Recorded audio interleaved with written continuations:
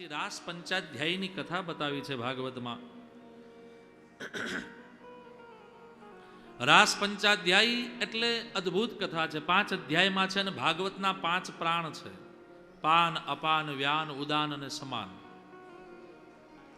આવા 5 પ્રાણયુક્ત જે કથા એટલે ભાગવત અને રાસ પંચાધ્યાયી, જેમાં ભગવાન શ્રી કૃષ્ણએ ગોપીઓને રાસ રમાડ્યો છે. પણ રાત્રિના સમયમાં ભગવાન શ્રી કૃષ્ણએ જે વેણુનો નાદ કર્યો ને એમાં ગોપીઓ પોતાના ઘરને છોડીને આવી, એ કથા ભાગવતમાં કહી છે.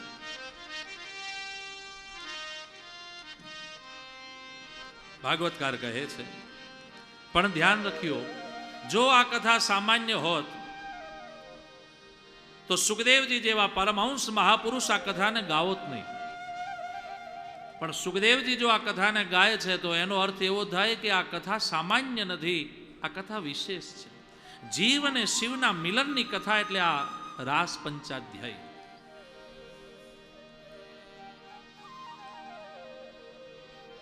ભગવાન અપિતા રાત્રે શરદોત્ફુલ્લ મલ્લિકા વિક્ષરન્તો મનશ્ચક્રે યોગ માયામ ઉપાશ્રિતઃ.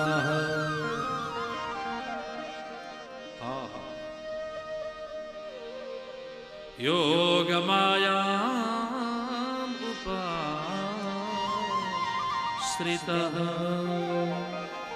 યોગ માયામ ઉપાશ્રિતઃ.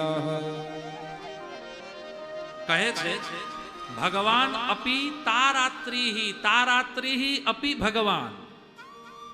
તા તે રાત્રિ કઈ? શરદોત્ફુલ્લ મલ્લિકા, શરદની રાત્રિ.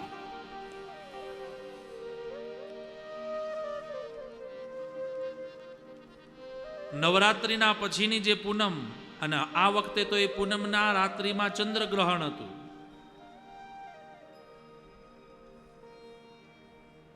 એવી શરદની રાત્રિ આવી અને એ રાત્રિને થયું કે આટલો અદ્ભુત સમય છે.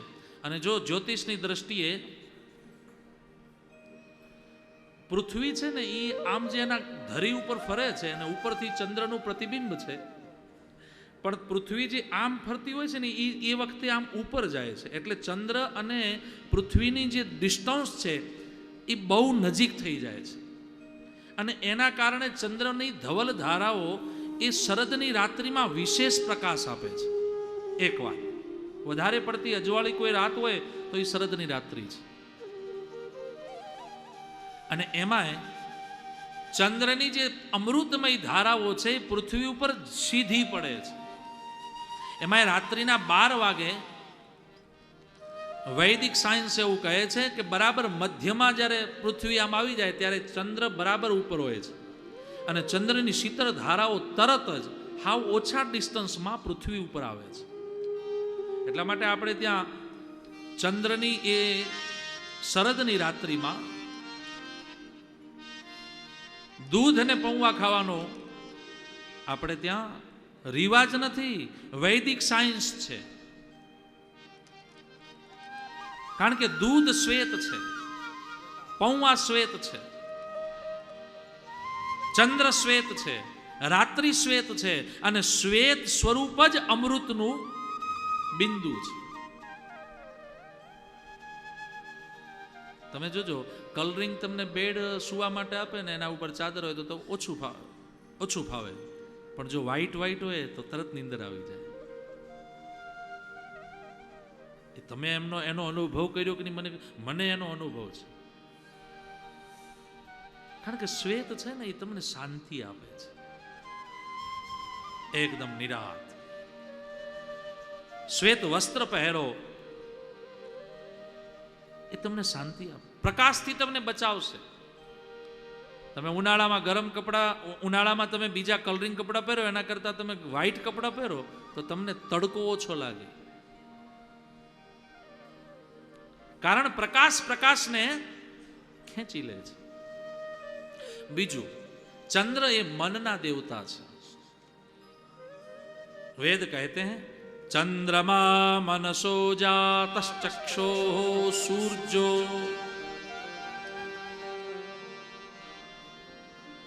સૂર્ય છે એ ચક્ષુના દેવ છે, આંખના દેવ છે, અને ચંદ્ર એ મનના દેવ છે. એટલે જ્યોતિષના મહાપુરુષો એમ કહે ચંદ્ર એ મનનો કારક છે. મનને શાંત કરવું હોય તો ચંદ્રની ઉપાસના કરવી જોઈએ. એટલે કે મનને શાંત કરવા માટે એ ધવલ ધારાઓમાં રહેલું દૂધ ગાયનું અને પૌવા એને ખાવાથી મનની જે રોગની વૃત્તિ છે એ બધી શાંત થાય. અને મનમાં જો રોગ ના આવે તો શરીરમાં ન આવે. કારણ કે શરીરમાં જે વેગ આવે છે, કામનો હોય, લોભનો હોય, વૃત્તિનો હોય, વિચારનો હોય, એ બધાનું કારણ મન છે. એટલે મનને શાંત કરવા માટેની જો કોઈ આપણે ત્યાં અવસરો હોય, આપણા સંસ્કૃતિ સાહિત્યમાં, વૈદિક સાહિત્યમાં અને વૈદિક વિધામાં કોઈ અવસર હોય તો એ શરદની રાત્રિ છે. પોતાના મનને શાંત કરવાનું દૂધ અને પૌવા ખાઈને. ચંદ્રની શીતળ ધારાઓ આપણા શરીરમાં જાય છે અને આવી રીતે મન શાંત બને છે. તો મનનો કારક ચંદ્રમા છે, આત્માનો કારક સૂર્ય છે. સૂર્ય આત્મા, સૂર્ય એ આત્મા છે, મન એ ચંદ્ર છે. તો ભગવાન શ્રી કૃષ્ણએ શરદની રાત્રિમાં મન બનાવ્યું. વિક્ષરંતુમ મનશ્ચક્રે, રંતુમ મનશ્ચક્રે વિક્ષ.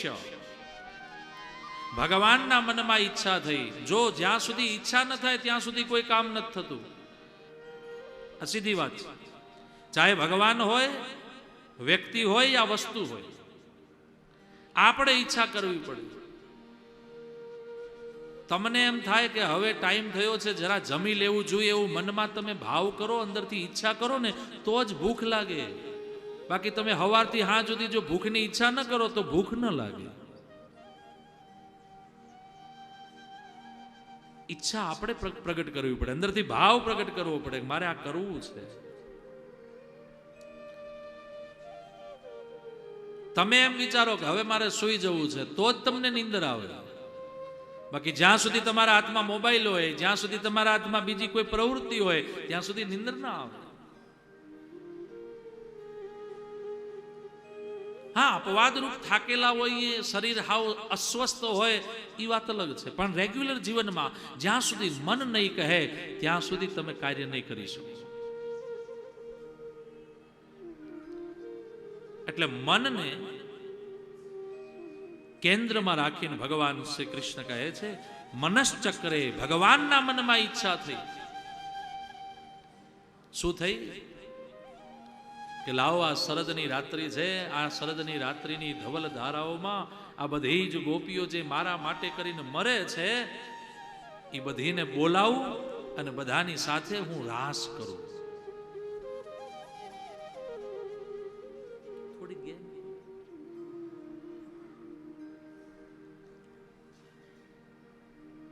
અને આવી રાસની ઈચ્છાથી ભગવાને આશ્રય કર્યો છે. કોનો આશ્રય કર્યો? યોગ માયામ ઉપાશ્રિત. આ યોગ માયા કોણ છે? જો અહીંયા સુખદેવજીના ગુરુ છે ને રાધા છે.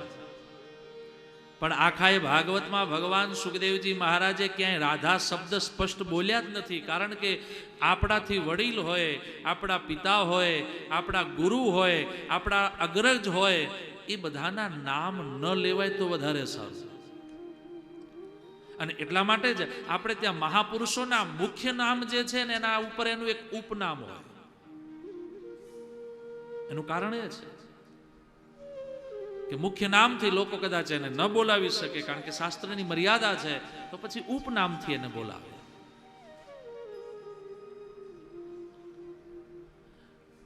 મેં તો એવું મહાપુરુષો પાસે સાંભળ્યું છે કે પિતાએ પણ જ્યેષ્ઠ પુત્રનું નામ, મોટા દીકરાનું નામ ન લેવું જોઈએ.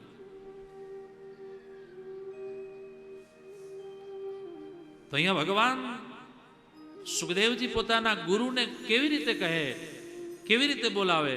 તો કહે છે યોગ માયામ ઉપાશ્રિત. આ યોગ માયા કોણ છે? બોલે શ્રી રાधा. वही राधा योग बन करके आई है जो श्री कृष्ण की माया है. ભગવાન કૃષ્ણને થયું કે આ પરાઈ ગોપીઓની સાથે મારે રાસ રમવો છે, એમાં રાત્રિમાં રમવો છે, તો પછી લાવો ને મારી પોતાની જે માયા છે એને સાથે રાખવું, એટલે આવતીકાલનો જગત મારા ઉપર આંગળી ન કરે. એટલે રાધાનો આશ્રય લીધો અને રાધાના આશ્રયથી ભગવાન શ્રી કૃષ્ણએ રાસની શરૂઆત કરાવી. યોગ માયામ ઉપાશ્રિત. યોગ માયા એટલે રાધિકાને બોલાવ્યા અને પછી ભગવાન વિચાર કર્યો કે લાવો આ ધવલ ધારાઓ છે, રાત્રિના 12 વાગ્યા, ડાલા જેવડો ચંદ્રમા આકાશમાં ખીલ્યો છે અને એની શ્વેત ધવલ ધારાઓ ધીમે ધીમે ધીમે પૃથ્વી ઉપર પડી રહી છે. હા, દૂર દૂર દૂર દૂર વાતાવરણ સ્વચ્છ બન્યું છે. રાત્રિના સમયમાં માનો બધાના મન પ્રફુલ્લિત થયા છે. આકાશમાંથી પડતી ધવલ ધારાઓ અને એ ધવલ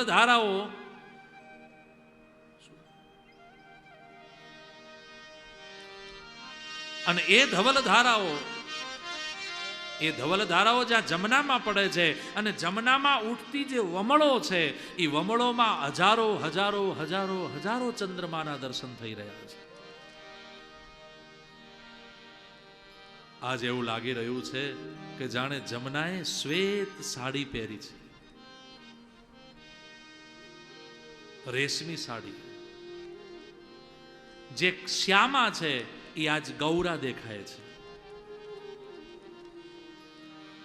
અને આવી જમના બે બાજુ મંથર ગતિથી ધીમે ધીમે વહે છે. શું કામ? બોલે ક્યાંક મારો ઠાકુર રાસ રમાડે તો હું જરા એક લટકું લેતી જાઉં. પોતાના પાણીને રોકી રોકી રોકી અને કૃષ્ણના દર્શન કરવા ઊભી રહે છે. શ્યામા પતિ સમુદ્રને એમ થયું કે આ શ્યામા આજે કેમ આટલી ધીમી આવે છે, લાવ જરા જોવું તો ખરા. અને જ્યાં સમુદ્રએ આમ સામે નજર કરી ત્યાં તો ખબર પડી કે કૃષ્ણ પરમાત્મા રાસ રમાડે છે. માનો સમુદ્ર પાછો આવ્યો. અને એ રાત્રિના સમયમાં પ્રકૃતિ ખીલવા માંડી. પગ ઉપર પગ ટેરવ્યો છે ભગવાન શ્રી કૃષ્ણએ. ત્રિભંગ લલિત પ્રભુ થયા.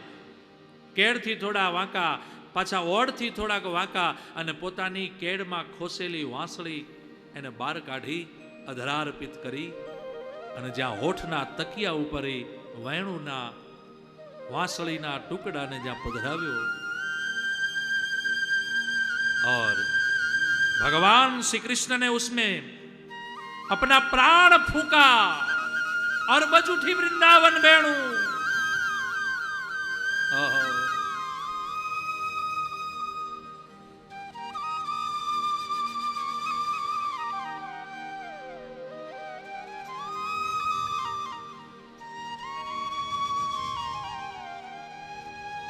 जय हो.